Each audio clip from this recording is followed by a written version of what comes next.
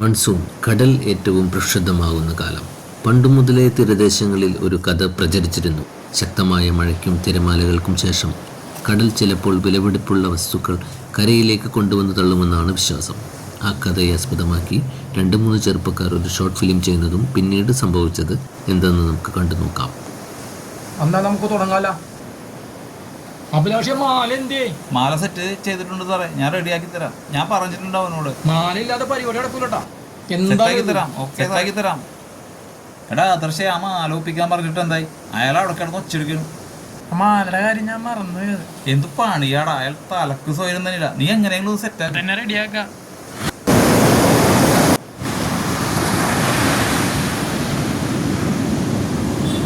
എന്താണ് വെറുതെ ഇവിടെ ഇരിക്കണ? അവിടെ ഒരു ഷൂട്ടിങ്ങിന്റെ ഭാഗമായിട്ട് കിടക്കണേ. അവിടെ ഒരു ഷോർട്ട് ഫിലിം ഒക്കെ ചെയ്യാനാണ്. കണ്ടല്ല, എന്താണെന്ന് മനസ്സിലായല്ല. അതിന്റെ ഭാഗമായിട്ടാണ് അവിടെ അയാളുടെ ഒച്ചപ്പാടും ബഹളവും. ഒരേ മാല കൊണ്ടുവരാന്ന് പറഞ്ഞിട്ടുണ്ടായി. അതേ എടുക്കാനായിട്ട് മറന്നുപോയി. ആ മാല ഒന്ന് തരുമോ? ഇപ്പൊ തന്നെ തരാം. ഒരു 10 മിനിറ്റത്തെ കാര്യമുള്ളൂ. തരുമോ?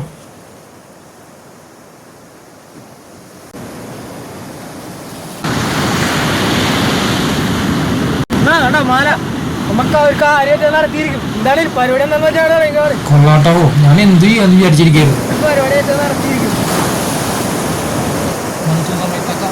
നാണയങ്ങളും സ്വർണ്ണങ്ങളും കളഞ്ഞു പോയത് കണ്ടെത്തുന്നതാണ് ഈ സംഭവം. അതാണ് കണ്ടന്റ്. ഓക്കെ, മര്യാദക്ക് കെട്ടോട്ടേത്. അഴിഞ്ഞു പോരട്ടാ.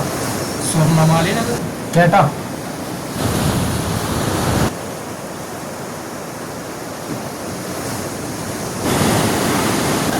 പൈസ കിട്ടിയേട്ടാ.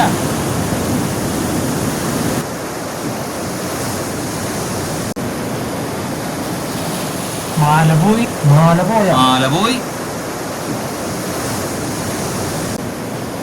പോയല്ല. നീ എന്താണിത് മര്യാദക്ക് കെട്ടിയില്ലത്? ആ മര്യാദക്ക് നല്ല ടൈറ്റ് ആയിട്ട് കെട്ടിയിട്ടുണ്ട്. ഇത് നോക്കി കെട്ടിയ പാടിപ്പോയുണ്ട്.